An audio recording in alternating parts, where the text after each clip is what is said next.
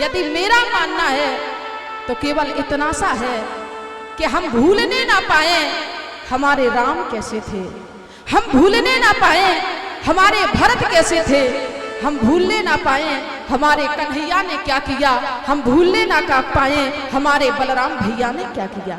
हम अपनी परंपराओं को भूलने ना पाए, शायद इसलिए कार्यक्रम कराए जाते हैं। आज बारात लेकर के बोले महाराज जिस समय चक्रवर्ती सम्राट राजा दशरथ आए, आपके यहाँ पता नहीं वो रस्म होती है कि नहीं, लेकिन हमारे यहाँ होती है। जब बेटी के पीले हाथ किए जाते हैं तो पीले हाथ होने के पहले बेटी सुहाग मांगने के लिए जाती है, और जब सुहाग मांगने के लिए जाती है और वो बेटी सुहाग मांग करके आती है, उसके हाथों में विवाह की मेहंदी लगी है, उसके हाथों में विवाह के कंकन बंधे हैं, सुहाग का जोड़ा पहने हुए है, मावर लगा हुआ है पैरों में, पायल पहने हुई है।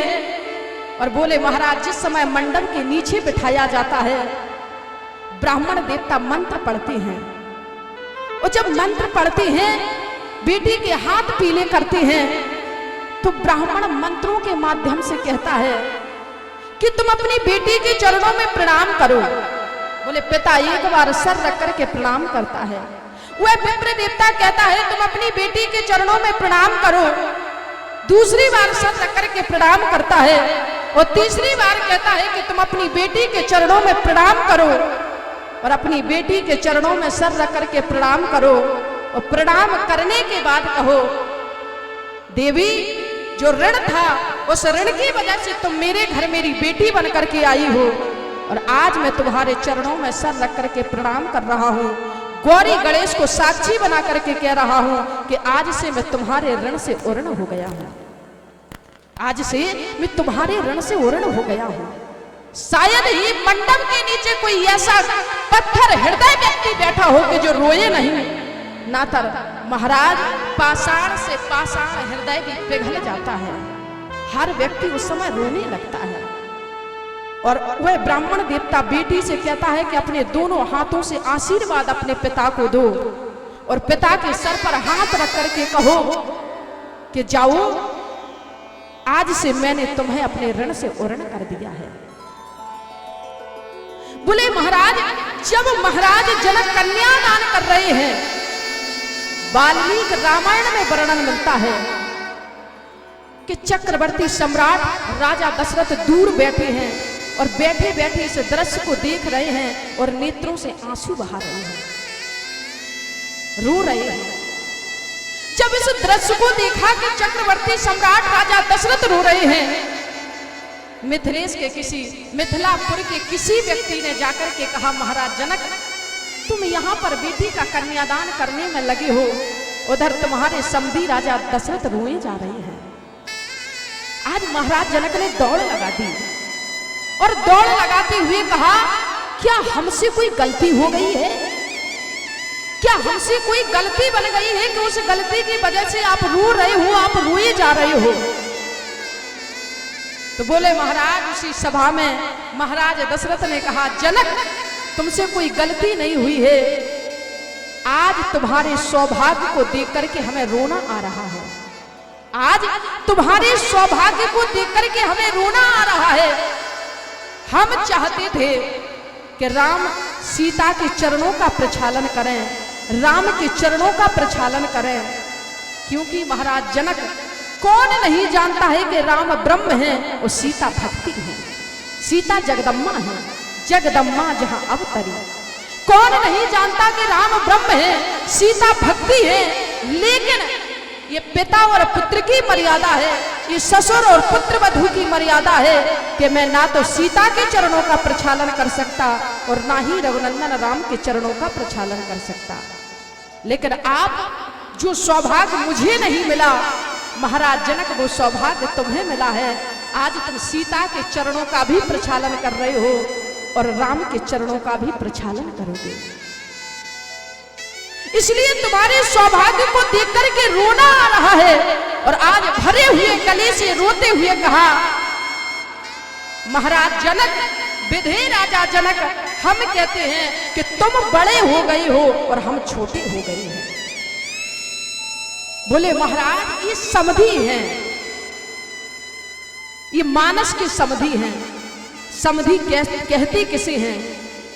बोले जिसके विचार सम हो, जिसकी भावनाएं सम हो, जिसकी बुद्धि सम हो, उसे समधी कहा करते हैं। लेकिन क्षमा करना, आज ना विचार सम है, ना भावनाएं सम है, ना बुद्धि सम है। अब तो समधी केवल दो आधार पर बनते हैं, या तो पैसों के आधार पर या फिर भाग्य के आधार पर। बोले महाराज आज संबंध नहीं किया जाता है, आज सौदा किया जाता है। जहां सौदा पट जाए वही समधी बन जाए। लेकिन ये मानस के समधी है, जहां पर बोले महाराज सौदा नहीं संबंध बनाए जा रहे हैं। और रोते हुए कह रहे हैं आज आपके भाग्य को देख करके मुझे रोना आ रहा है। आप बड़े हो गए हो और मैं छोटा हो गया हूं। अनेक रस्में होती हैं। बोले महाराज कन्यादान होता है, कन्यादान के बाद भगवान श्री राम और मैया सीता का पाणी ग्रहण संस्कार होता है, और उसके बाद भगवान श्री राम मांग में सिंदूर भरते हैं। मांग में सिंदूर भरने का मतलब क्या होता है? महापुरुषों ने यहाँ पर भाव दिए हैं। बोले गौरी गणेश को साक्षी बना करके जब एक पति अपनी पत्नी की मांग में सिंदूर भरता है, तो वो गौरी गणेश को साक्षी बना करके कहता है अपनी पत्नी से कि देवी हम गौरी गणेश को साक्षी बना कर कह रहे हैं आज तक तुम्हारी मांगे तुम्हारे पिता से थी, जितनी भी मांगे थी वो तुम्हारे पिता से थी, लेकिन आज मैं गौरी गणेश को साक्षी बना करके कह रहा हूं आज से तुम्हारी मांगे पिता से नहीं होंगी, तुम्हारी मांगे पति से होंगी। और महाराज मांग सीधी भरी जाती है, मांग हमेशा सीधी भरी जाती है, टेढ़ी नहीं। इसलिए यदि टेढ़ी मांग करें तो कभी पूरी मत करो, लेकिन सीधी मांग करें तो पति का कर्तव्य होता है कि अपनी पत्नी की मांगों को पूरा करें। एक जगह हम कथा कह रहे थे तो महाराज जी जैसे संत थे और उन्होंने एक बड़ी प्यारी बात कही। बोले मांग भरने की सजा में कुछ इस तरह पा रहा हूं, मांग भरने की सजा में कुछ इस तरह पा रहा हूं कि उसकी मांग पूरी करते करते आज मांग कर खा रहा हूं। इसलिए मांग हमेशा सीधी पूरी की जाती है, टेढ़ी नहीं। राम सिए सिर सेंदूर देहि। बोले महाराज मांग में सिंदूर भरा, समय का अभाव है। आज वो समय आया कि महाराज जनक को विदा करना है।